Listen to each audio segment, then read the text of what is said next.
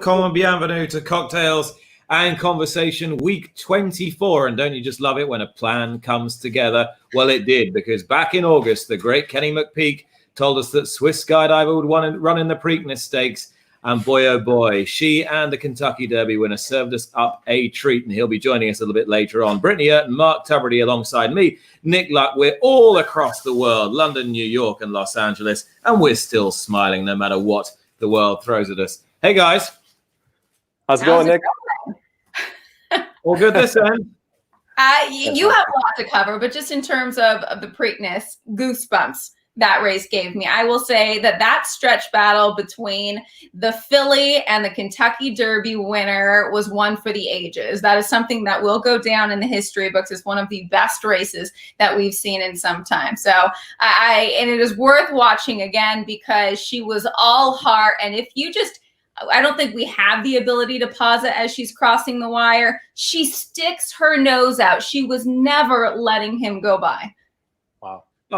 I just loved watching this. I think wherever you were watching it, and Brittany, you were lucky enough to be there, it was just you very rarely get one of these all-out stretch duels. You had the filly against the colt. You had the Derby winner in there, a filly who'd been so ambitiously campaigned. It was just great. It just sets up the rest of the season for me. It just brings the whole division alive.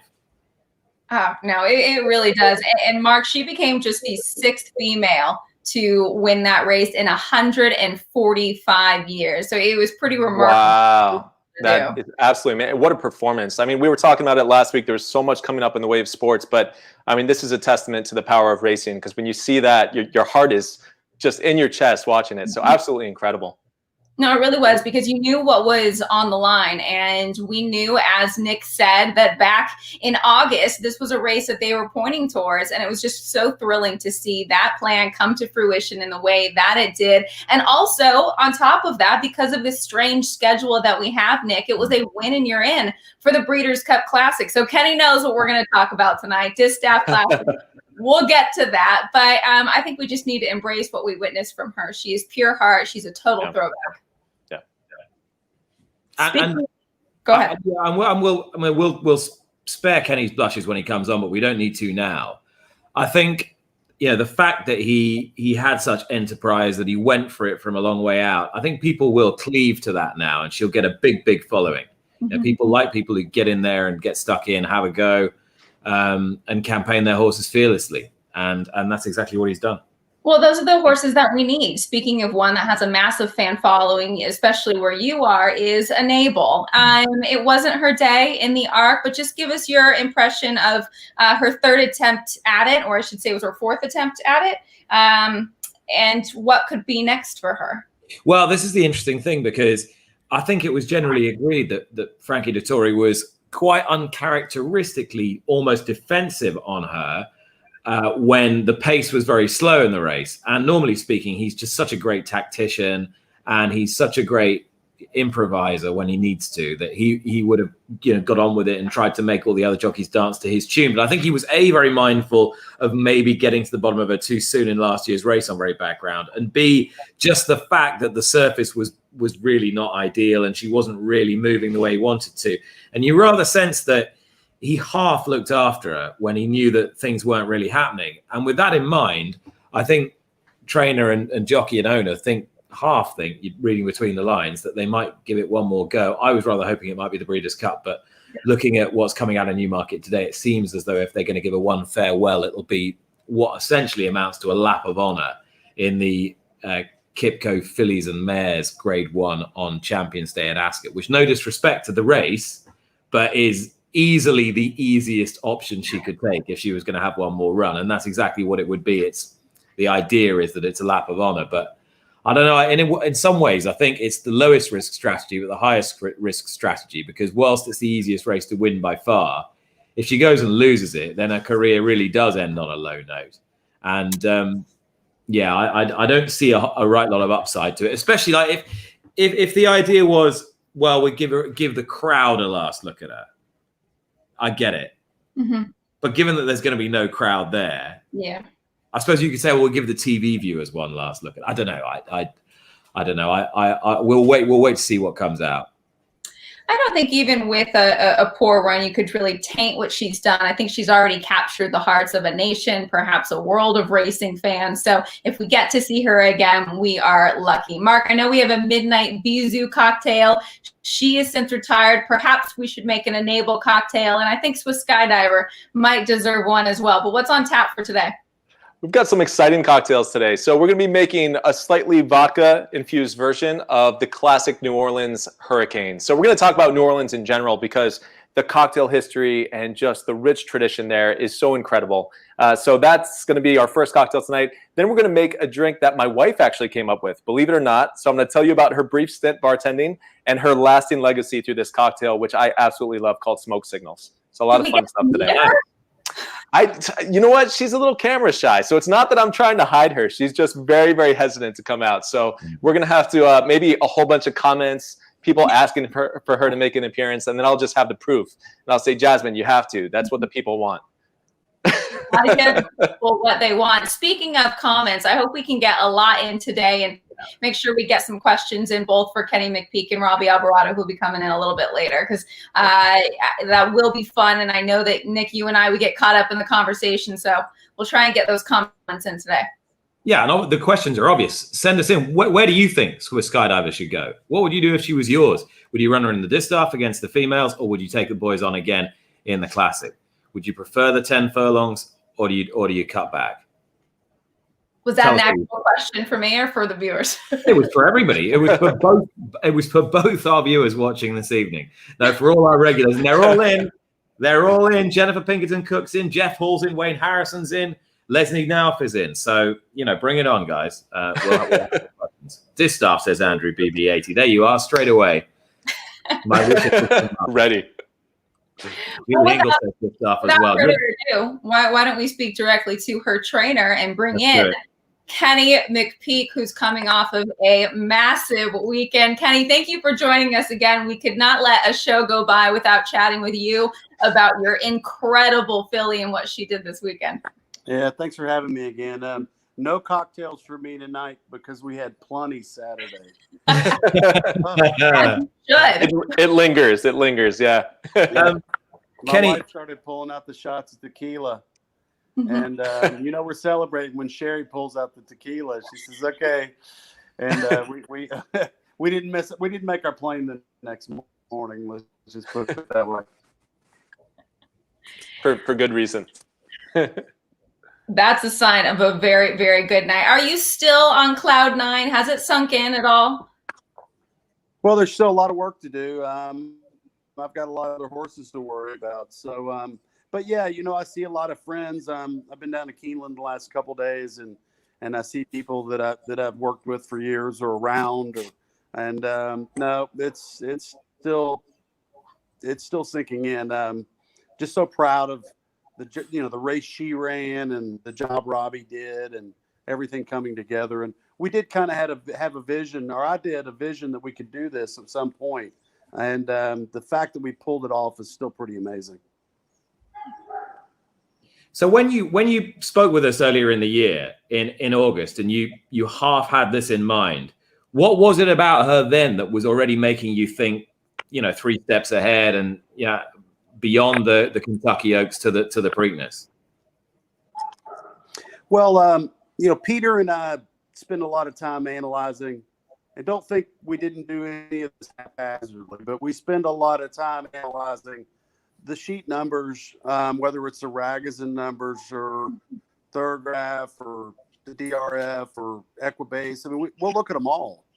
And we really felt like some of her, she accomplished just about everything she could against the fillies at a certain point in time. She pretty much whipped them between Gulfstream Park, the Fantasy, and California. And it was okay. We looked at the numbers on the Colts and said, well, she might be better than them too. So let's see. And so that's when the Bluegrass, I said, well, if she's that good and let's say she draws off and wins the Bluegrass, then maybe we want to go to the Derby with her. So of course the Bluegrass, I think the pace of that race in hindsight, and I've said this before, Mike Smith is a great rider, but I think he rode her a little too confident and put her a little close, and it took the steam out of her finish. And at that point, okay, we knew we fit to some extent. So we regressed back to fillies again. And she does that easy. She wins by 6 in the Alabama. And in the Oaks, I think there was a race that I think if we'd stayed inside, we'd probably win that day. But, you know, you can't unring a bell. And she continued to do good. So there wasn't a 3-year-old filly race anywhere. Do you either go against older horses or do you go against fillies and older fillies and mares, or do you go against straight 3-year-olds? Oh, I think he's back. I feel like I can hear him. Kenny, was there any sort of pause after the Kentucky Oaks on whether or not you would go into the Preakness because she didn't win? Well, like I said, I think from our viewpoint, we thought she should have won, but it didn't happen. And at that point, we gathered up all the info. I gave Peter all the races that I was considering, and you know, there was some out of the box stuff. You know, I think the logical, okay, Spencer, it seems like a great race. Well, I won the Spencer a couple of times. I'll be honest with you, I like doing things I've never done before. So, okay, I won the Spencer twice. I got the QE2. I've actually bought the winner of the QE2, and I really didn't want to switch her to turf, and then maybe have to switch her back to dirt again. And so it kind of narrowed the decision down. Okay, we either go against 3-year-old colts. When Tiz the Law checked out, all of a sudden it was okay. Can I beat Art Collector? Can I beat Authentic? Art Collector was going to be 2 months between races. Authentic had just run his hardest race, and I thought he was definitely the horse to beat. And I thought if we could beat the rest of them, the worst we could do is probably third. So we did a little better than third. Yeah. So it worked out good. Just a little bit better. I mean, your owner, Peter Callahan, he sounds like the perfect owner for a trainer, because he seems like he's up for it and he really puts the decision in your hands, but you guys have these great discussions. Can you tell us a little bit more about him and what it's been like working with him and kind of what a victory like this may mean? Well, the truth is I've got a lot of good people out there like Peter, thank goodness. And he is a student of the game. He's a top breeder. He's bred some really, really nice horses. He's had more luck breeding than he has racing. And so for me to sit down and talk to him about the sheets or the racing form or how a horse is bred, he gets all that. He doesn't know a whole lot about the conformation side of it. That's my job. And certainly the timing of everything. But, you know, we failed for Peter for about 6 or 7 years. I mean, we had a run. I had some good horses for him. I've had Breeders' Cup horses for him. I've had plenty of graded stake horses. But we had a 6 or 7 year run where we didn't have a horse that could outrun anything lately. And then this filly shows up. So, but he kept saying, he would keep encouraging me. All right, get back out there and find another one. We'd buy one for $200, the 2-year-old sale, could not run anything. He'd say, well, selling, let's find another one. So he understands that process. I always tell people, you know, racing horses, you got to kiss a lot of frogs to meet the prince or the princess. And if you really want to be successful, fuck her up. I take no encouragement at all, Kenny. No encouragement.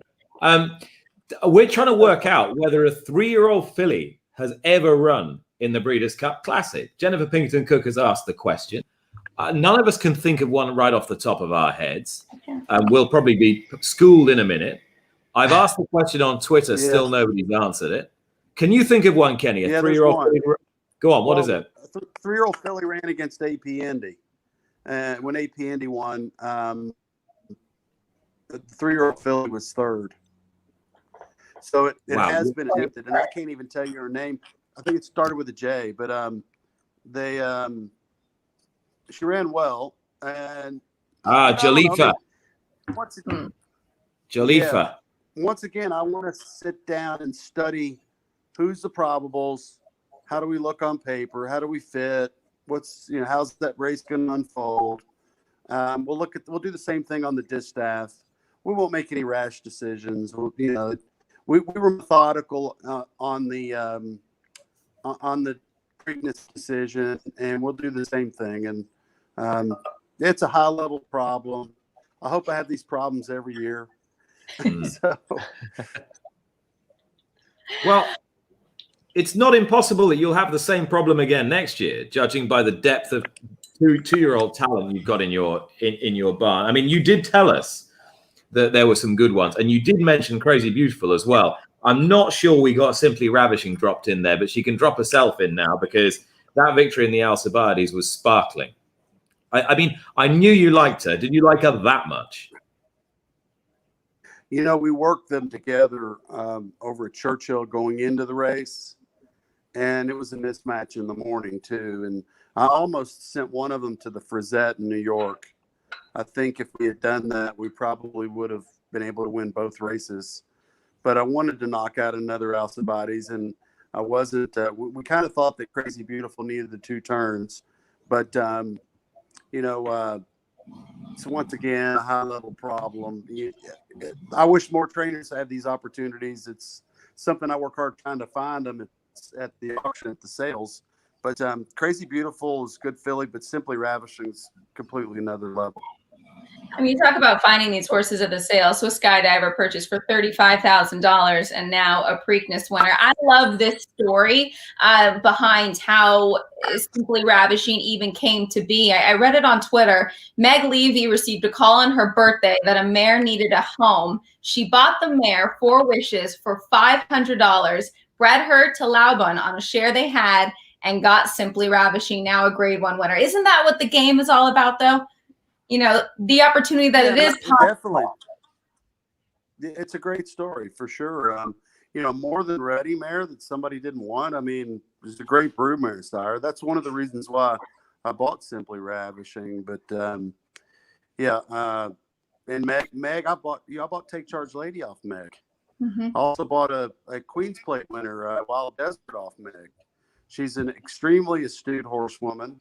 Her and her husband, Michael, run a really good operation. And, hats off to her for sure. I actually been telling them all. I was telling them in the spring. I said, I think I was sending them videos in March, April. I kept telling them, this is a really good filly I got here. And they were like, yeah. Okay. And then when we uncorked her, she's like, wow, she is that good. I said, I'm telling you, she's trained like a really good horse. So where were you when watching Simply Ravishing win? I was resting on my laurels at the Fasig-Tipton Timonium sale. We were out there looking at yearlings all afternoon, and we ducked over to Michael's, the restaurant across the street, and had a beer and watched a race. So, yeah, I hated not to be there. Sherry was like, fly home, let's fly. Don't miss the Alcibiades. I said, no. I can't. I got to stay focused here. I need to be with this filly. I got to train Robbie to make sure he does everything right. We're good. Well, we'll be bringing Robbie in just a bit, and I can't wait having you two talk together just about the experience, watching her come down the stretch, him riding her, etc. But why don't we dip in a cocktail for now? How's that sound? Sounds good, guys. All right. So, guys, as the cocktail enthusiast that I am, I'm very proud to live here in New York City. There's such a rich history and tradition that really, goes into this long history I always talk about with mixology. But if I had to tap my hat to another city in the States, there are many good ones, but New Orleans is perhaps one of the most influential cities in the United States when it comes to cocktails. Not only do they have right in their city there the Museum for the American Cocktail, which you can go to and learn all about these geeky things that I talk about all the time and dive right into it.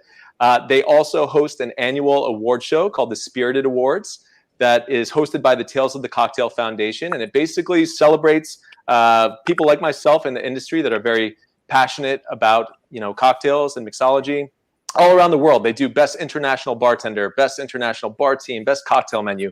It's really a lot of fun to watch. But in addition to that, they have definitely claimed some very enduring cocktails, the most famous of which has to be the Sazerac cocktail, which many people consider perhaps the first real American cocktail. Of course, they've got the famous and sometimes infamous Ramos Gin Fizz, which, because of its combination of heavy cream and egg whites, used to take bartenders up to 12 minutes to shake to get a proper foam. I'm not kidding. They had teams of bartenders and they would pass it off. These days, we do it in 3 minutes. We kind of cut some corners, but it's still delicious. Of course, if you find yourself at brunch in New Orleans, you're likely to see milk punch, brandy or bourbon, like we made earlier in season 1. And of course, if you find yourself in the French Corner at Pat O'Brien's, you have to have a classic Hurricane. So the Hurricane cocktail was created at Pat O'Brien's back in the 40s. And essentially, the story goes is that they had a surplus of rum because during World War II, it was difficult for them to actually find other spirits like whiskey. Now, as far as the name, the Hurricane itself, it actually comes from the glass that it's served in. So you guys can see this. That hurricane-shaped glass here, that's basically like a hurricane lamp. So those lamps were designed to protect the flame. So if there was a sudden gust of wind, the flame would not go out. So that's really where the name itself comes from.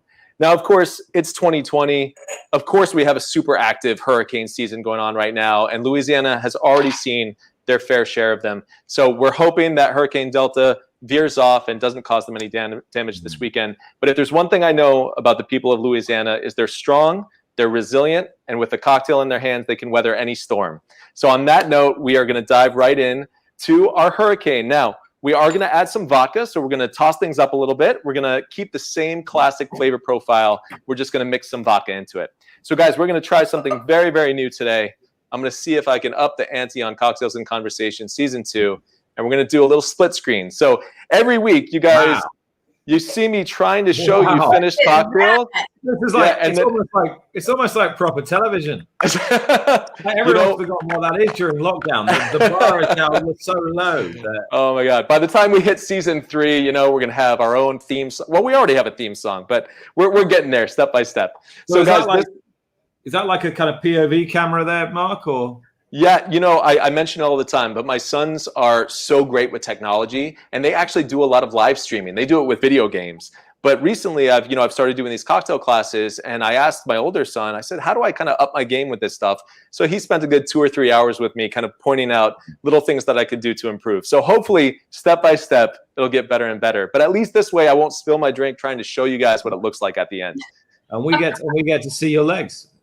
That's hopefully that's all you see. I'm going to stay close. We're going to go. So we're going to go ahead and kick off our cocktail with an ounce of lime juice. So you can see right here, we've got our fresh lime juice. It's going to go directly into our cocktail shaker. A lot of ingredients in this. And, typically the Hurricane is a very, very strong cocktail. I mean, we're talking at least 4 ounces of liquor in there. So I'm scaling it back today. We're going to try to be responsible. We can have multiple if we want, but I'm not going to hit you over the head. So this is going to be a slightly toned down version of the Hurricane. Okay, we're going to follow that up with, let's go ahead and do 1.5 ounces of orange juice. I find fresh orange juice really makes such a big difference. You can even tell in the color of it. It just looks better. It has that natural sweetness. It makes a huge difference as opposed to using something like, store-bought orange juice here. So we're going to do 1.5 ounces. And that's kind of the fun of the Hurricane is you get this mixture of different fruit juices, and then it's just bolstered by the strength of the spirits. All right, so this is a fun ingredient here. We are going to do 1 ounce of passion fruit syrup. I know it sounds complicated. It's super, super easy. If you can find either online or in your local grocery store, just frozen passion fruit puree, just thaw that out and treat it like you would simple syrup. Do equal parts puree to sugar in the saucepan, the same way you would make simple syrup. The cool thing about passion fruit syrup is that you get some tang. You get that little bit of that acidity from the passion fruit. This is absolutely fantastic in tropical cocktails. All right. So we're going to do 1 ounce of passion fruit syrup here. All right. This is a little thick. Here we go. And Skydiver, the best 3-year-old filly in the land. That she is.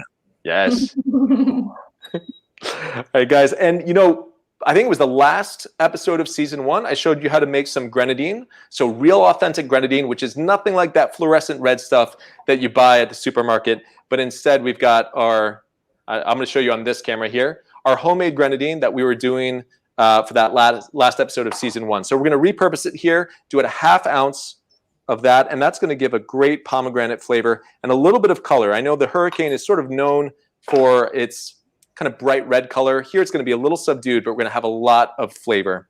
And now we're going to add the booze here. So we're going to add 1 ounce of our Tito's handmade vodka.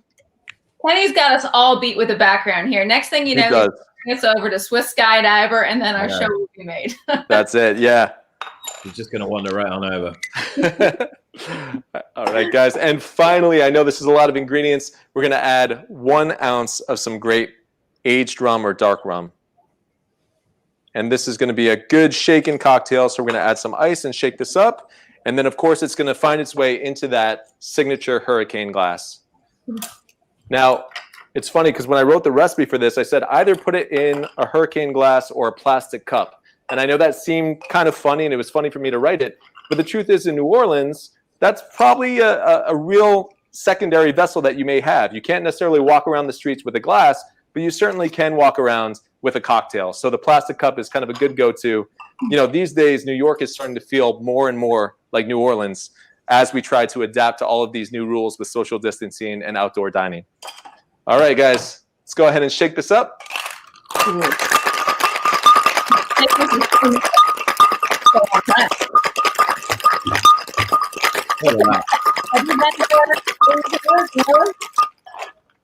What's that, Brittany? Has anybody been to New Orleans? Because I was terrified to have a hurricane. I just heard it was a hurricane with a hangover waiting, so I never got one. It's much stronger than what I'm making today. Really, every recipe that you'll see is 2 ounces light rum, 2 ounces dark rum. But no, believe it or not, I've never actually been to New Orleans, and I'm dying to go because Tales of the Cocktail, which is where they do that award show, it's also this massive week-long convention. So there are a lot of parties happening, but there are also a lot of seminars. And you know me, I would be front and center in all of those seminars, geeking out right along with them. So now you can actually see the cocktail that I'm pouring, as opposed to most weeks where I'm just describing it. There we go. That's looking like an authentic Hurricane. That's gorgeous. It doesn't look like sugar in a glass. It doesn't, no. And the passion fruit really gives it that bright tang like I was talking about. Nick, I know I'm going to take you back. I'm sorry. To the 80s again with our maraschino cherry. I apologize. But it's just, there's a certain je ne sais quoi, Mark, about that cherry on top. Absolutely. Look at that. All right. So I'm going to show you here, and now we'll bring it up there. Guys, that is our Tito's Hurricane. This is a bracer. This is a celebratory thing. Mm-hmm. Kenny, I don't know if that's your style, but maybe you can, after a successful race like the Preakness, have a couple of these. You'll probably miss your flight the next day, but... Cheers, guys. But it's worth Cheers, Mark. Cheers. I had to put my glass down. Cheers. Now, is Kenny still with us? Oh, I thought as he toured the farm, I thought we might be losing him, but no, I think he's still there. Kenny, you're still there. Yeah. Good man. Mark, Mark, you need to learn how to say New Orleans. It's New Orleans. New Orleans. I was hesitant about that. I knew I was going to be off the mark, but I tried my best. Hey, listen, Kenny, I know one man who will be able to tell us how to pronounce New Orleans, and he'll be along in a minute, Mr. Albarado, native of Louisiana, of course. Now, who have we got here? This is one of the yearlings out in our backyard. I just bought this horse at the Fasig-Tipton Timonium sale.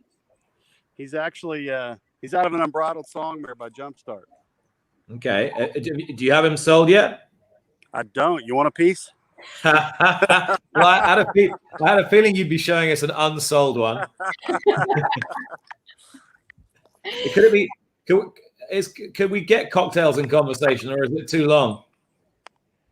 It's a big can we call it cocktails in conversation? I think it's too many characters. Too many characters. You got to think of. So we'll ask everybody to do a name for this beast. So it's by Jumpstart out of Unbridled Songmare. Out of an Unbridled Songmare. I don't remember the mare. Actually, the mare's name was on his halter. But he just came in day before yesterday. Sanibel Star. So out of Sanibel Star, yeah. Mm-hmm. Oh, we'll come up with a name by the end of this show, no doubt about it. All right. So by Jumpstart out of Sanibel Star, we got to find a name for this colt. So. Go on. Do you bought this on spec? When you buy yearling on spec, what do you look for? What would have gone into the process of buying that? I buy horses on spec all the time. Sometimes it's nerve-wracking. I bought Curlin on spec. I offered Curlin to 6 people before somebody finally took him. No way. Yeah, I tried to call you. You didn't answer. I had some money in those days as well as before I had any children. So go on, tell us. You buy that yearling you just showed us. Why did you buy him? You know what? I went up there. I had time to kill at Fasig. I'm sorry, at the Preakness. So I went over to Fasig, Tipton, Maryland, and I looked at about 200, 250 horses. I didn't see a lot that I liked. I mean, I thought it was, let's just say, there weren't that many good horses in the sale, but I thought this horse was a real standout on the physical. And he only brought 30, so I called up there and bid on him on Tuesday. And I don't know. I'll do that. I mean, to me, you just go for the physical, and I'm not a pedigree snob. I mean, I don't care that he's got some female family to him. I don't have the page in front of me, but it's actually a pretty good female family. But he looked more like an Unbridled Song than anything. And Jumpstart was a good horse himself. Mm-hmm. I've had a couple of graded stake horses by him, so you never know where a good one comes from. You really don't. But you see them develop so much as a yearling into a 2-year-old. Do you have to anticipate where they're going to grow? I mean, that seems to like such a skill in and of itself to know how they're going to develop in that next year. Well, like he's a good example. He's a 1 mile and an eighth type colt. What we'll do is get him in a program and certainly teach him how to run, teach him how to finish. And then it's a matter of whether or not he's got enough speed to be able to carry it and what level he lands at. I mean, we might come back a year from now and he's running for 20 claiming. Sometimes you get a horse. I was talking to Harold Lerner today. I said, it's weird. I gave $70,000 for a colt that ran in the 5th today at Keeneland for maiden 20, and he's badly beaten. And I gave $50,000 for Simply Ravishing, and she wins the first 3 starts in a grade 1. So you just really never know. 9/10 of the battle is getting a horse that has the physicals, give them an opportunity to learn what they're supposed to do, and then go through the paces. And we get a lot of horses claimed off of us, which is fine. And as long as they don't go do dramatic things, it's okay if they win a few races. And it's all a process. It takes time, it takes money. Well, Kenny, you mentioned Curlin there, a horse that you bought, and Curlin was the horse of a lifetime for our next guest, until of course last weekend and Swiss Skydiver came along. So welcome, Robby. How are you? I'm good. Thanks for waiting for me, guys. I appreciate it. Not at all. Okay. Yeah, the farm working. Congrats. It's back to reality when you get back from those highs from last weekend. But is it? I mean, Kenny was saying the same thing. He said, we're busy. I've got horses running. Robby, you've got horses to ride. But what has the past few days been like for you? Oh, I've watched the replay 56, 57 times already, over and over again. And I've done interviews when they play the stretch run. It's going to be a long time before that gets old. I mean, it's going to be a long time. This one was special. I know Curlin's Preakness was special for me. Obviously, Kenny bought both of those. I learned a lot from Kenny out the sales recently too. So, but this is going to be a long time before I can kind of get down from this one. Is there something more special about it? Because the whole circumstances about how you ended up with the ride came about in such an unusual way. Yeah, Kenny can't get me at the farm. I was at the farm with dirty clothes and clean stalls, and Kenny pulled me out of there to come ride the Preakness. Didn't go just like that, but you can say that. How far back does the friendship go? When did you guys first meet? When did the relationship begin? Oh, it goes way back. I remember Kenny when he was at Fairgrounds and a couple horses there, and his Derby horse then, and got to Kentucky. I've never been like away from Kenny. He's always kept me in the loop, whether it's 1 or 2 horses. Rode the barn farm in the past. He's always kept me involved in the program, which is good. I understand his program.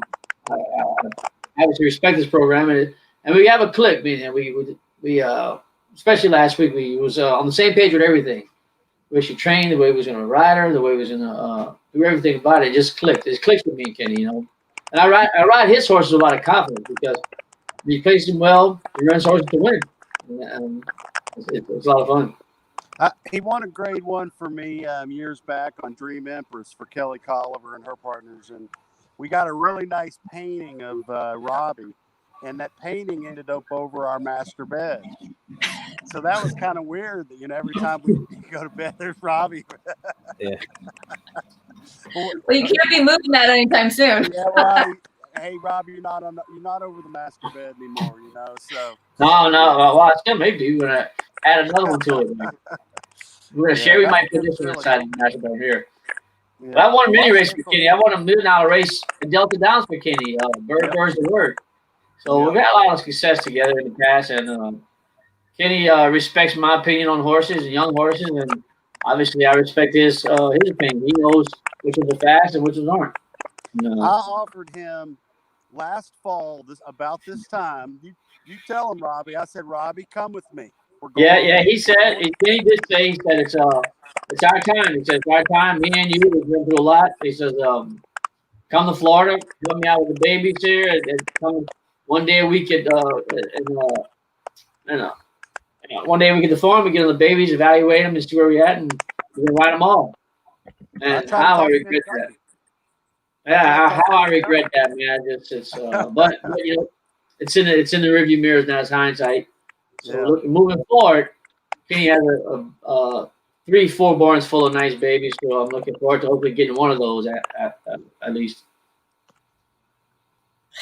So is that what it came down to, Kenny, for you? Obviously, Tyler had ridden her. Mike had ridden her prior to that. We have the COVID protocols.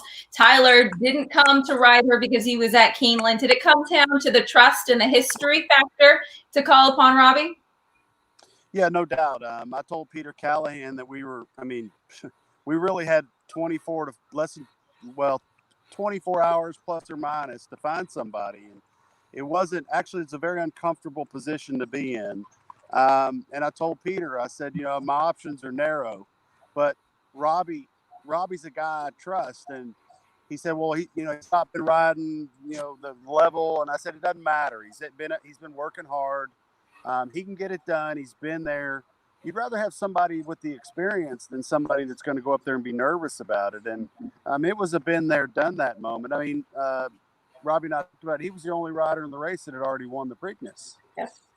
So he knew where the finish line was. He just needed a horse good enough to get him there. And certainly I hope this opens more doors for him. I hope he had hard to get. Like every now and then, I'm going to need him too. But it's a unique story. I think we'll be talking about it for a long time. Robbie, did you always have faith that a big ride like this would come your way again? You know, you've been in the big time, you've ridden some great horses, you've won some great races, but obviously things have been a little harder to come by the last few years. Did you always feel that another good one was around the corner? Well, you know, that's the credit to Kenny and Peter Callahan. I've ridden one of Peter's nice fillies called Beautician in the past, was second in the Breeders' Cup. But they believed in me still, you know, that I was able to get the job done. And like I said, I worked with Kenny for quite a few years now. And the best part of the whole Preakness and everything was the whole week leading up to it. I mean, me and Kenny were like, we had a little bromance going. We went to track together every morning. We went to the same place every night for dinner. Mount Washington Tavern, what was that? Tavern every single night. I was disappointed that Curly's picture wasn't on the wall there. So now we have a nice one for him to hang on the wall at Mount Washington Tavern. Good friends of ours now. Yeah. But it was a fun week. It was a really fun week. I never got to see that side of the whole Preakness, the stakes barn leading up to the whole Preakness and all. I just come in, ride the Preakness, and we leave. So from a jockey's standpoint, it was so much more than you can ever anticipate. And it was fun. It was fun. I enjoyed it. I really enjoyed the whole week there. Like I got to walk her. I got to, help Kenny around the bar. I was kind of bored because I needed something to do. I wanted to do more, but it was really fun, man. I had a great time with it. And, we were talking about this for many years. And So I think next I'm sure I'm gonna have to get on the week leading up to the Breeders' Cup too. So I'm looking forward to it though. I'm looking forward to it. I bet. You guys are going to have to find a local spot in Lexington to go to every week and kind of make it a tradition. There's so many storylines around that race, the connection between you two that make it a wonderful story. I want to bring back up the stretch run again because I just want to kind of hear you two talking about it together. She's if we could backtrack it a bit to the kind of when she's coming around the far turn, Kenny, you watching it, Robby, you obviously riding it, kind of go through it with us for us because it's just incredible. Robby, I'll start with you. If you go all the way back to the start of it, it was started there. Kenny said, don't force anything. Try to get 12s the whole way, 12, 12, 12, and she'll sprint home. And throughout all our replays, I've watched that when she does do that, wherever she may be, whether it's first or last, she can get 12s the whole way around there, she'll come home. And leaving there, I kind of put a little pressure on Ryan's horse, Art Collector, hoping he would press a little more. When he didn't, I had to make a decision here. Like, okay, when Baffer's 2 horses cleared me, I said, this is good here. And she was in a canter. I felt like she was going to get into a jog. She was going that easy. And then on the backside, 1,000 Words started receding a little bit. And Brian didn't seem like he had his horse in his hands to go. So really quickly, in 2 strides, she went from laying 5th to head up to the lead with him, and I was able to give her a breather when I did that. So then she got neck and neck with head and head with Authentic. I was able to give her a breather there, and that was the key thing for the race. I said, man, she has a big chance from here. Race Paul said, man, she might do it. Quarter Paul says, now he's got to come get her now because she's really running. She's giving her all, and I feel like I'm going to wait till my last resort to even touch her with the stick. I think I hit her 2 times underhand really lightly and maybe 1 time left-handed, but that was about it. Yeah, it was this moment here that she got to the lead. Kenny, what were you thinking at this point in time when she's on the front? When she was cutting the quarter coming for home, I thought we're going to win this thing. And then Bob's horse starts ranging up next to her, and I'm like, uh-oh. So I had my binoculars on her for the longest time, and then probably just a bit past the 8th pole, I dropped the binoculars because, they were right on top of us at that point. And then I started riding her, and I know the weight was really heavy. but I saw when she got to the wire, it was pretty dramatic. Winning races like this is such a rush. And these are the kind of races that I like being in. I think I may have told you about a book bag, the elephant. This is an elephant race, and you can win a lot of little races, but it's nothing like winning a big one like this.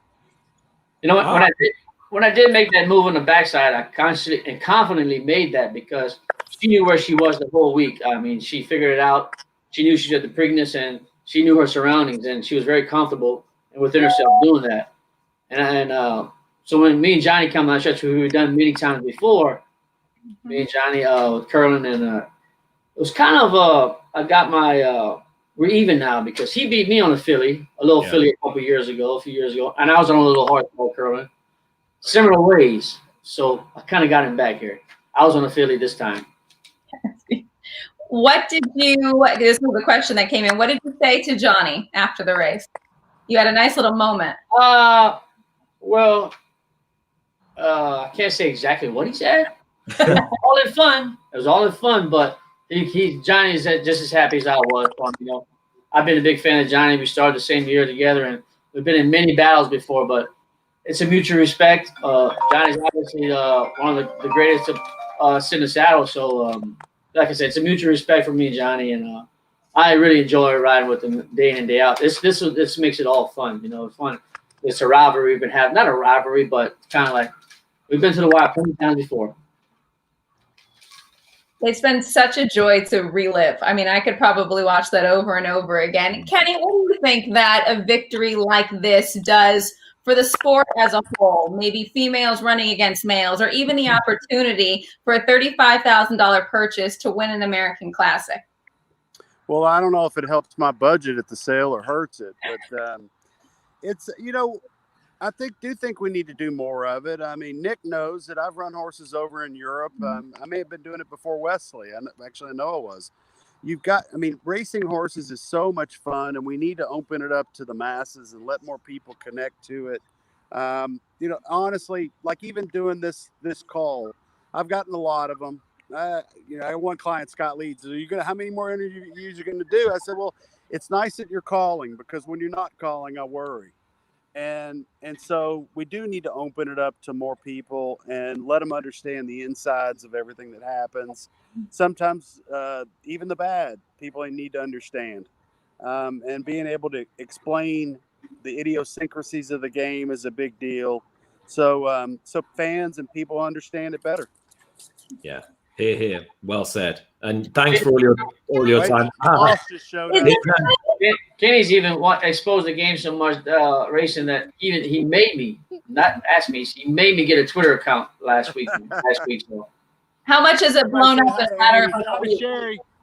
It just bings all the time. I mean, I'm not tech savvy like my kids are, even our Kenny is, but it's gotten up to a lot of followers now. She is too cute. Hi, hon. She got a hold of a pair of scissors, and she looks more like her dad right now than she does her mom. I like it. She can rock it. But it'll grow back. I love it. Sunny. Kenny, we will let you get back to your family, and I can't thank you enough for joining us again. I know that the 643 text messages and all the media interviews had to do. I'm sure they can, but thank you and congratulations. Thank you all. Thanks, Kenny. Enjoy the rest of the night. Thanks, Rob. Take care. Cheers. What What a great week for him. What a great week. And I'm just having a look now. It's Robby @Robby_Albarado if you want to follow Robby on Twitter and inundate him with messages and add to his 444 followers so far. By the end of this, Robby, it'll be 445. Hey, listen, tell me this now. I mean, Kenny's gone now, so you can talk as openly as you like. That was a great moment when he turned to you and said, "You're riding this filly." That must have been so special. Just tell us a little bit more about how you felt at that time. Well, actually, I had just gotten off a 2-year-old, breezing a 2-year-old Keelan, and I was sitting in my truck, waiting for the assistant to come back to tell how the work was, and then phone rings. It's Kenny. He says, "Are you just leaving?" I said, "I'm just leaving your barn. It's got one of your 2-year-olds." I told him I worked. They said, "You got calls at Keelan Friday?" I said, "Friday this weekend." I said, "Yeah, a few calls, couple." As well, I got spun on Swiss Skydiver. Gaffleon's agent spun me on Swiss Skydiver. He says, "I have to check with Mike Smith because he's ridden her. He may have a prior commitment in California that day. So if not, you're gonna ride her." I called back in 20 minutes. So 20 minutes later, he called me and says, "Listen, I got a flight tomorrow at 4:40. We're gonna pack your stuff." That's how that happened. It just happened like that easy. But I think because I was helping Kenny out with his babies and all, I was on his mind maybe. Like I said, I enjoy getting on Kenny's young horses because I'm sure before you were talking about how he picks these babies, and it's phenomenal the checkpoints he does to get these babies.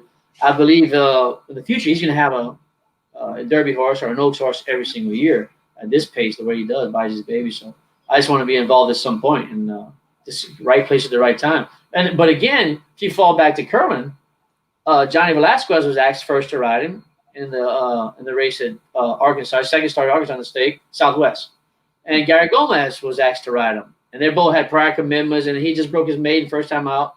So I was third there to ride Curlin, and the rest after that.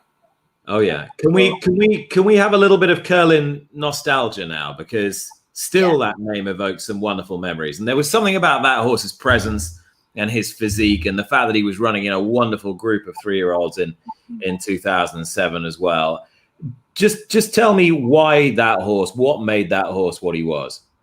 Well, you think, like you said, it was hard spun, street sense, Curlin, rags to riches, any given Saturday. I can go on and on that year. Every single one of those, without the rest of them, would have won the Kentucky Derby on Triple Crown. So, but it was just his power, his massiveness, his immaturity as a young horse. See here in this stretch right here, I had to help him switch leads. And when he switched over to his right lead, he went on a rim by street sense like he was stopped. So he was very mature early. He drifted out. That's how street sense got inside of him. But Steve managed him so well and has the right hands around him to get him in order. And his last defeat was the Haskell. He ran second or third that day at the Haskell. But after that, it was all business. and he won the Jockey Club, won the Breeders' Cup Classic. To tell you how tough that year was, turning for home in the Breeders' Cup Classic, it was hard spun, street sense, and curling. The top 3-year-olds that year were all in the Classic. I think that's very rare. Look, street sense on the inside, hard spun, and I bumped hard spun a little bit right here, just because I'm like, Calvin's on the inside. You have to know he's there. To Pino, I give him a little bump just to make sure, just in case Calvin had horse, he wasn't coming through. It was a deluge that day. What was it like riding over that track? And did you know that he was going to be able to run like that on that day? Not at all. Not the race before. I rode him in the Jockey Club, and it was a tough race. Lawyer Round was in the race, and some quality horses. And Steve, basically says our goal is the next race.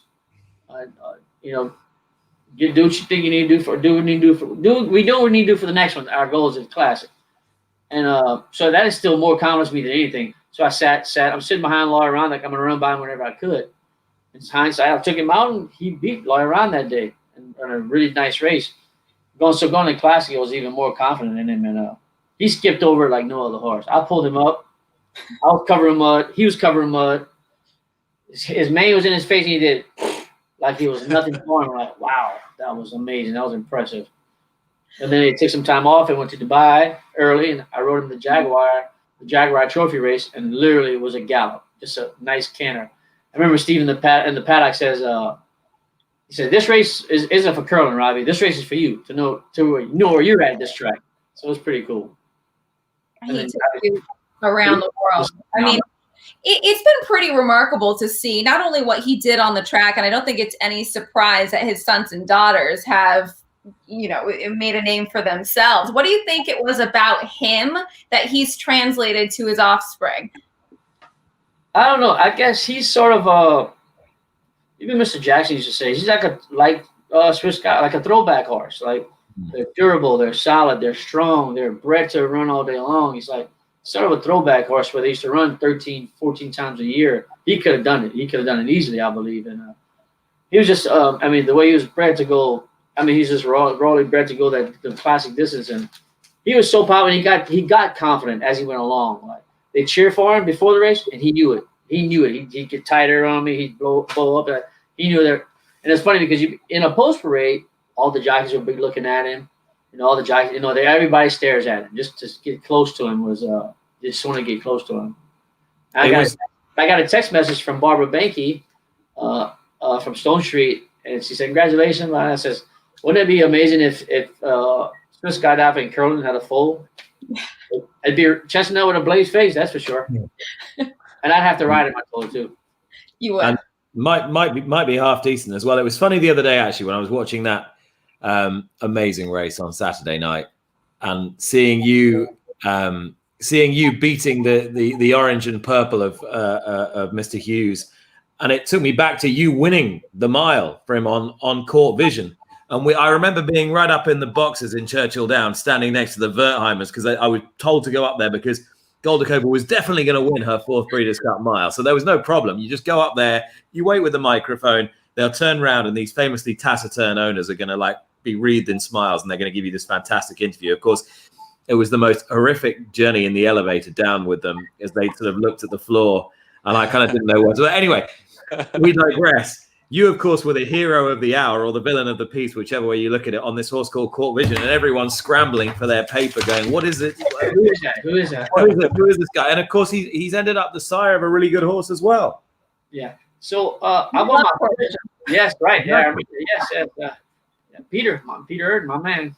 So I won my first Grade 1 ever for Mr. Hughes. The Woodford Reserve race, the race for Reserve, an horse called Joyeux Danseur in 1998 was for Mr. Wayne, and he's been great for the game and on all levels, on all aspects. So that Court Vision race, I've ridden Court Vision for IEH a couple of prior years, and I've always, when Goldacova took off, I tried to go with her, and I would flatten out, and she'd go on and win. 2 years in a row, I did it in California. Yeah. So when we got to Churchill Downs, I said, I'm not even looking at her. I don't even know who she is in the race. I'm just riding my own race and let him finish home. And that he did, man. I just didn't worry about her. She went and shut a couple of horses off and came on the outside and run by him. It's a good job you didn't take any notice of her, because Olivier probably would have wiped you out like he did everything else. Yeah, that's what I said. I didn't know where she was because 2 previous years I watched her and took off when she did. As freakish as she was amazing. So I said, now he's coming to our house, our home course, and I'll let a court visit around. And I've ridden the horse. Turalor too is a nice horse. Yeah, Turalor's a great down here. Heartbreaking for those that want a Goldacova, but incredible for you and Dale Romans. We had him on the show talking about court vision and this victory. Robby, I'm not privy to this. Did you always know that you would be a rider? When did you actually get into the sport and delve into that fully? Oh, when I seen Randy Romero and Eddie De La Houssaye on ESPN, that's what I want to do. Yeah. But I grew up in Louisiana, South Cajun riders. There's no place in the world where there's so many jockeys from a 15, 20-mile radius. It's facts. You might have from South America, you might have 100 jockeys, 200 jockeys. But there's 500, 600 of us from a little, maybe 5, 6 towns. So you want to play hockey from Canada, if you want to play baseball from Texas or Florida. If you want to be a jockey, it's like Louisiana. And I don't know what it is, but we started the match races really young. So I rode my first match race. When a match race, it was 4 or 5 horse fields when I was 11 years old. Yeah. Wow. And sometimes we'd have jockeys, professional jockeys, when a few thousand races would come home. Come back and ride those races. So we got to ride against professionals very young. Wow. So when you started on the track proper, and you still had a claim, you still had a bug. You weren't really an apprentice at all. No, not at all. No, we've ridden many races before, and we knew all the jockeys there. We knew how to do most of the jockstrom things, and they all knew us. And it was pretty like we already known, and trainers knew us all. And I remember to get my license, I had to get other jockeys come in and say that, oh, he rode with us at the match tracks, and we're there from kids. And I can vaguely remember when I had my first year riding Louisiana, you had to gallop the horses too. The jockey had to gallop, not just breeze. We had to gallop our horses too. We were riding, and I had so many horses to gallop. I hired Corey Lannery before he started riding. He was an exercise boy back then. Yeah, now he's 20-something time leading jockey at Churchill Downs, but I still have to remind him every now and then. As you should. Well, before the horses, did you ride a Shetland pony to catechism? Oh yeah, Yes, it was crazy. Like everyone in my neighborhood, I grew up in the bricks of Louisiana, South. Very rough how I grew up, man. It was so everybody had bicycles and all I wanted to have horses, so I ride my horse everywhere. So it wasn't surprising to people I grew up with that I was going to be a jockey, and I see their expectation and myself how successful I've become with doing it, but from a young age, and it's kind of refreshing when I go back home because people are like, well, we knew he was going to be a jockey, so we're not surprised by that. Mm-hmm. I mean, very young, I go to catechism and the sisters would say, just tie him outside on the right outside, time outside the church or the chapel. Wow. I found it. I loved what I heard from Kenny McPeek before the Preakness. He was doing an interview with actually Kenny Rice, and he was asking why he chose you. And aside from your accolades and what a great rider you are, he said he seems hungrier than ever right now. Is that true? Yes. I loved the stage last weekend. I love that stuff. I've been on it many times before, and I love that. I got a text from Jerry Bailey. He says, "You're up for this? You're up for this weekend, old man?" I said, I'm always up for it, older man. So it was kind of nice. This guy. It's like I said, I've ridden with Jerry in this level of races and Pat Day and guys like that, and I feel like I'm the older guy in the room, but I feel like I still have the knowledge and ability to be able to compete on that level, and hopefully this maybe will kickstart things. But as even Steve Carlton texted me, he said, "You're riding like a man possessed," he said, some kind of way, that's something to that effect. But it just everything just fell back in place. It felt natural to do, just to be there, and like my old valet was there, and it felt all but the fans. It felt the same as it. Like I never left that level. But I'm excited. I'm back though. I'm excited back for Kenny McPeek. If he'd have told me I had to sleep with her in the stall, I might have done that. Well, it sounds like you were getting a bit closer to his stall, to be honest, with the picture above the bed and the. That's been a while. That's been a long time ago. But yeah, though I'll tell you what. Probably people were thinking the whole time. But we stayed in the hotel, same hotel, and we meet up 5 o'clock, 5:15 downstairs, and we go to track together. She'd go out at 6 o'clock. At 6:30, I'd be done. I was like, what am I gonna do now? I go talk to everybody, Baffert guys, Calhoun's guys, and it was like I had nothing to do. And, Jimmy Reiser was right next to us, which is Philly ended up winning the Black Eyed Susan. I told someone, I said, you know how many people don't know he trained Unbridled Song in this barn right now? Like he trained a great horse, and he's doing it all by himself. I said, Jimmy, you need some help? I'll walk her, can install something. Let me do something. It was fun. I had a fun. It was really a nice experience just being there the whole week. And tell you what, instilled so much confidence in her. Every day was better and better and better and better. By Friday, she was on her toes. I pulled her up, coming back home. She was kicking and squealing. I'm like, that's what we want to see. How would you say that this Preakness victory with her and that week that you spent with Kenny and her compares to the Preakness victory with Curlin and the ride that you went on with him? How are they different? You know, I'm taking nothing from Curlin was a special horse, man. He was really special horse, and like I said, very well managed. And but I was winning a lot of races then. I won the Arlington Million that year. I won grade ones, a few grade ones that year. And it was like, I don't want to say I took it for granted, but it was like, you know, when you're winning like that, they all come to you. You get to ride those every single stake race, the Derby, the Preakness, the Belmont, the Breeders' Cup races. And so I didn't say I took it for granted, but it was just coming, you know, it was coming out for nowhere. And then you get these little slumps I've been in, and they come far and few, and you see all these guys these young guys coming up, which are very talented young guys we have riding for the guys used to ride for back in the day. And it just kind of like, it was very refreshing and humbling for sure. And I pulled up and I was like, I said, can't believe I just won the Preakness again.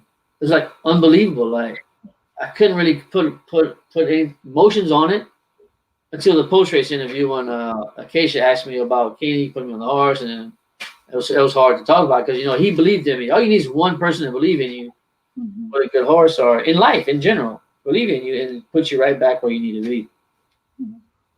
I think those are words to hold close to the heart because it's true. All you need is that one person to believe in you. One horse in our business, you just need one good horse. Yep. One good horse. That's it, man. It's a horse of a lifetime, which I see plenty of riders who I believe are much better than I am that really never get the opportunity to sit on a horse like Swiss Skydiver, Curlin, Mineshaft, you know, Court Vision horse. They don't get a chance to sit on a horse like that. So I feel like you tell them, I wish you could feel it. Just feel it because they're much better than I ever was. And like I said, we have a bunch of young stars coming up, and I see a lot of mistakes they make. It's kind of fun being in the room now too. Like you see mistakes they make, and you see things that I did when I was that age, but I've learned to do differently. So it's been great, man. It's been great. And the beauty is that all the stars now have just aligned in the last 2 weeks. All the stars have aligned at the same time. That complete confidence in your own experience that you've clearly now got. The guy who's got the faith in you and Kenny McPeek, plus the horse that can take you into the next stage of your career. It's all happened at the same time. It's perfect. Well, I think it's not just me and Kenny. I trusted with our owners. Without our owners, none of us would be here. They're the ones who purchased the horse. The breeders breed the horse, and the owners purchased the horse, and they kind of deserve most of the credit for keeping our game going. Without those guys, we wouldn't have racing anywhere. But then it takes, you know, a whole team effort, a whole community. It's like when I got back after the race, Kenny said, we did it. You know, it was never in any, most of it, I don't see in his interviews where he said I. It was always we did this, we did that, which I love that. I'm big on interviews. I never like to say, or I look at athletes in other sports. If they start saying I did, I'm like, oh, I don't like that. I don't like the I word and appreciating like championships or stuff like that. Well, you get to witness firsthand how many people actually go into the development of these young athletes. It's not just the trainer, the owner, the rider. It's so many people back at the barn caring for these horses 24/7. So yes, very much so a team effort. Can we have some fun? Can we put you on the spot a little bit, Robby, before we let you go? Oh, okay. All right. Okay, we know that she just beat the boys. We know that she has an entry into the Breeders' Cup Classic. Where do you think she belongs? Distaff or Classic? Don't worry, Kenny's not listening. I would say it's totally, completely up to CLA SSIC, but Classic. Did I say Classic? No, no. Yeah. Like it. It all depends on how she can obviously enter both of them and see how she's training up to it.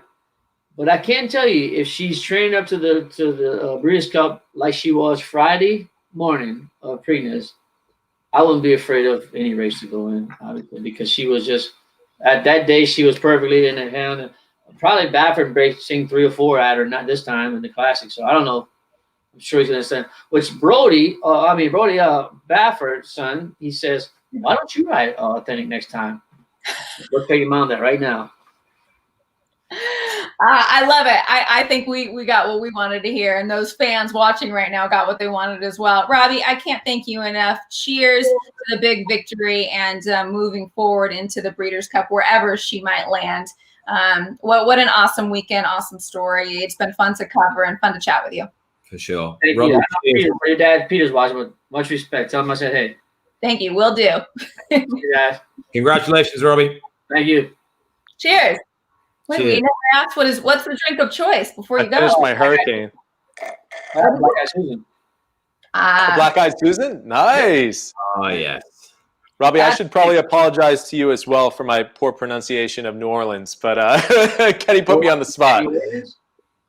Yeah, he said Nolans. I'm not going to fake it. I said New Orleans, but hopefully I did a good job on the hurricane. One word, like New Orleans. New Orleans. All right, I'm going to practice it. Yeah. You got to practice it. Yeah. Thank you, guys. Appreciate it. It's fun. Cheers. Thank you. Cheers, Robby. Now, to the correspondent who said Nick Luck drinks too much, Wayne Harrison. Cheers. That's like a half a glass of wine I've been sipping for an hour and 10 minutes. I mean, if that's excess, my first drink since Sunday or Saturday. So I think people might think that we just have like a refill station on here. Well, it comes from the table. It fills up from underneath. I don't know. Normally I do have a refill station, but she's gone to bed. So that was great. That was too much fun reflecting with them. Such an incredible filly. I think we rounded out with some smoke signals. What are they telling us? Let's do it. Sounds good to me. Guys, so in addition, I've mentioned this earlier, to being a great cook, a great wife, a great everything, my wife also had a brief period of time where she was also a beverage director of a restaurant close by my house. So imagine this for me. Every day I go to work, I spend all day making drinks, bartending. During that period of time when she was bartending close by our house, I actually got to stop on my way home into a bar where my wife was bartending, and she was making amazing classic cocktails and originals as well. So it was the best case scenario for me.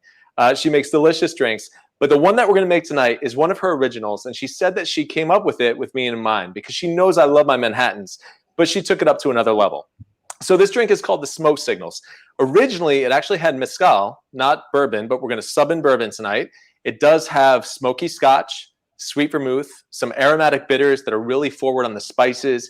And then, I can't claim any credit for this. This is all the genius of my wife, Jasmine. She actually smokes cinnamon stick into the glass that we're going to serve it in. So this is going to be a really exciting demo. I'm glad that you can actually see what I'm doing here, because it's going to be a little bit of pyrotechnics. I'm going to sit back, relax, and enjoy. Hang on. So yeah, Jasmine is the pyrotechnic expert. Do you normally do this? No, I've never done this before. I'm going to try it out right now. Oh, so it's going to be okay. It's going to be okay. Now we say to everyone, this is one where we say don't try this at home. Isn't that right? Yes, do not try this at home. Listen, I've actually tried to restrain myself from featuring anything with fire. But the good thing here is that we're not going to have a flame that's out for very long. Basically, we're just going to heat up the cinnamon stick and then allow it to smoke. All right, so I'm going to show you. I'm glad that I can actually show you with that angle. But so we have two different things that are going to impart a smoky flavor to this cocktail. First, we've got the cinnamon that we're actually going to light on fire, extinguish, and then allow it to fill the glass with that aromatic smoke. The second thing is we're going to feature an Islay Scotch. So Scotland is, of course, an amazing, amazing country for whiskey production. There are 5 main regions within Scotland, and each one has its own sort of signature stamp on their particular style of whiskey.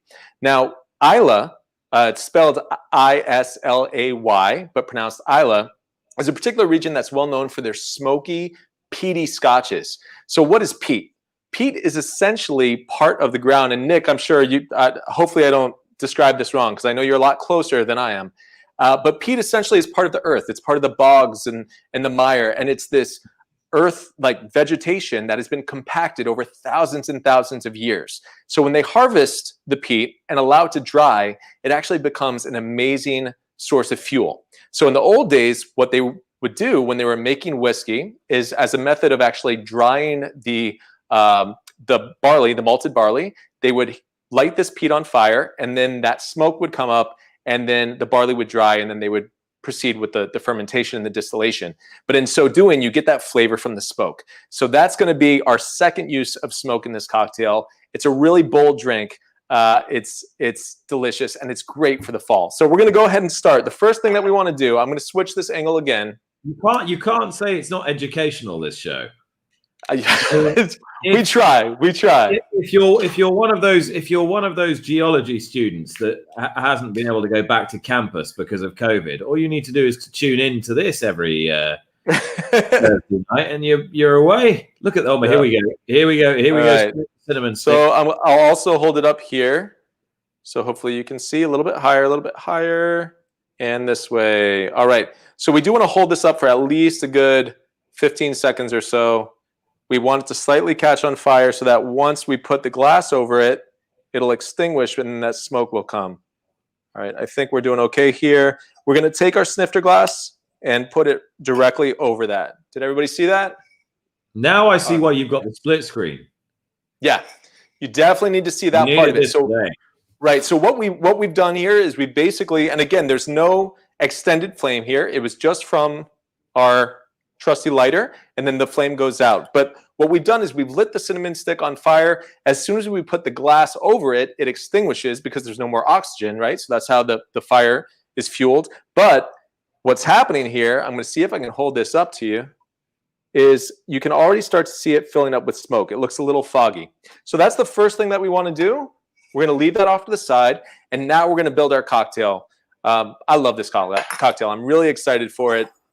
Since Jasmine is no longer working at that restaurant, she doesn't make it for me as much. The benefit of being able to go to the bar was I could just order it, but now I have to just play nice. So we are going to go ahead and start, guys, with a couple dashes of bitters first. So I like using Fee Brothers aromatic bitters for this. I'm going to hold those up here. With every type of bitters, you're going to get some flavor that's a little bit more prominent than others. And what I love about Fee Brothers aromatic bitters is that the cinnamon comes through a lot. So when I'm making fall cocktails, I reach for these a lot because they're such an easy way of getting those fall spices, autumnal spices, as I said before, Nick, but the cinnamon just pops through right away. So this is going to work very, very nicely with this drink, of course, because we've got the smoked cinnamon stick. So we're going to do 2 dashes. 1, 2. Okay. Move this a little bit forward so you guys can see. And now, again, this is essentially a Manhattan that we're building. Now, again, when you actually use Scotch instead of regular bourbon or rye, technically that makes it a Rob Roy. So a very slight difference, but it changes the name. We're splitting that between Scotch and bourbon today. But if you order, not to be confused with a Roy Rogers, which is just Coke and grenadine, but if you order a Rob Roy at a bar, that is basically a Scotch-based Manhattan. So here we're going to add 1.5 ounces of sweet vermouth. We spoke about this before, but sweet vermouth is fortified and aromatized wine. It's going to add a lot of complexity and a little bit of sweetness to offset all the strength that we've got coming up shortly here. So we're going to add 1.5 ounces of our Maker's Mark bourbon as well. And the last thing we're adding here, you will almost never see me putting into a cocktail, but I'm going to do it tonight because I want to go all in, and I love you guys, but I love my Lagavulin 16 Islay Scotch. Yes. You don't typically put this in the cocktail so much, but I'm going to go for it tonight. Like I said, I love this cocktail, and I haven't had it in a while. This is an Isla Scotch. We're going to get the peat. We're going to get the smoke. It's going to complement everything we've got going on inside of that glass. We're going to do 1.5 ounces of this as well. Which are you looking at the left-hand half or the right-hand half, Britt? Are you the left? You're looking at the right. I'm looking at, yeah, you're looking at his handsome face. I'm looking at him. You have a new brick background. I'm just taking a lot of things changing this week. I'm trying to up my game here. But yeah, that's something I was trying to figure out. Should I just focus on making the drink, or should I have this as well? But I figure at least this way you can see me talking, but you can also see what's going on down here. So, you know, baby steps. All right, so we are going to go ahead and chill this cocktail. Of course, because this is all spirit ingredients, we do want to stir this. So we've spoken about this in the past, but the main reason why we want to stir this cocktail and not shake it is that we do want to chill it, which happens either way, whether you're stirring or shaking, but we don't want to aerate this cocktail. We don't want to shake it where we're going to get that froth on top and all of those bubbles in there. This is supposed to be silky, smooth, and delicate. So we want to stir. All right, guys. So let's go ahead and start this. Meanwhile, our glass is filling up with smoke. And if I can, I'm going to hold that up to the camera so that you can see all that smoke inside. Hopefully we'll waft out a little bit. This is a masterpiece. I'm telling you, this is one of my favorite drinks. And it was so sweet that Jasmine came up with it basically with me in mind. But yeah, I do miss having her bartending down the street. I'm not going to lie. I saw a comment there, the flourish. Yes, talking about our measuring tools last week. We're going to try to show more and more flourish as we go here. Okay, so I can already start to see the frost, that chill on the outside of the glass. We should be just about there. And now, if all goes as planned, let's lift this up. And then as we release. Did any of that come through on the camera? No. But I believe you. No, but take my word. They've announced the new Pope, I think. Yeah, take my word for it. There was a good amount of smoke. We're not quite there yet on the high definition. But now we're going to go ahead and strain this into our glass. As soon as I took that off, there was just this immediate aroma of cinnamon. I asked Jasmine earlier today. I said, thank you. I said, what's the garnish on this drink? And she said, there is no garnish. She said, the smoke is the garnish. And I said, spoken like a true mixologist. So cheers, guys. Our smoke signals. I want to make that. I don't know where you go from here. If our final Breeders' Cup Cocktails and Conversation show is coming to you from Breeders' Cup, how do you top that? I know. We do have to bring Jasmine in. So Gord brought it up. I'm going to consider that the official request.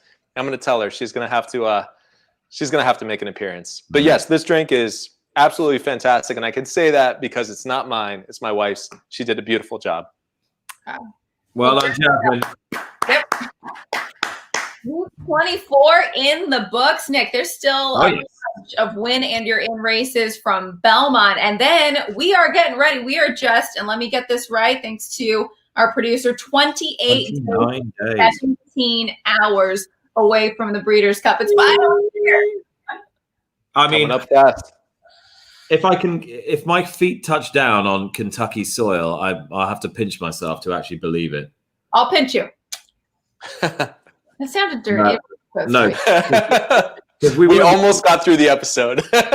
We won't be appropriately socially distanced if you do that. So, what if I had an extender, one of those like pooper bags? The toy things where it has the clipper, the claw on the end. You can do that. Yeah, you can make it work. So what is our upcoming schedule, Nick Luck, for Cocktails and Conversations? We are not here next week. I believe that is right, isn't it? Yep, that is correct. It's a busy week for all of those at Breeders' Cup. So we're taking just a slight pause, and then we'll be back.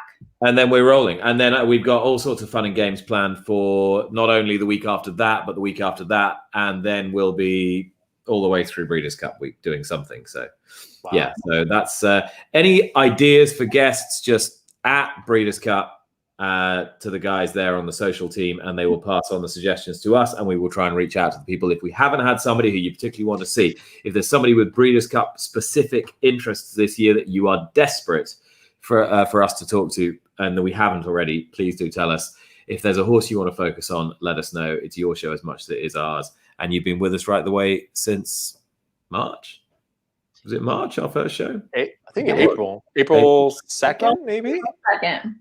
Unbelievable that we're way back when. October. Yeah. Well, all we can say is thank you. Thank you to the support of those watching, to those donating. Don't forget, that's why we all started this, breederscup.com/donate for the COVID-19 relief efforts and helping all those in the hospitality industry as well. So thank you, guys. This was fun. Go Swiss Skydiver. Awesome. Cheers, guys. Night, guys.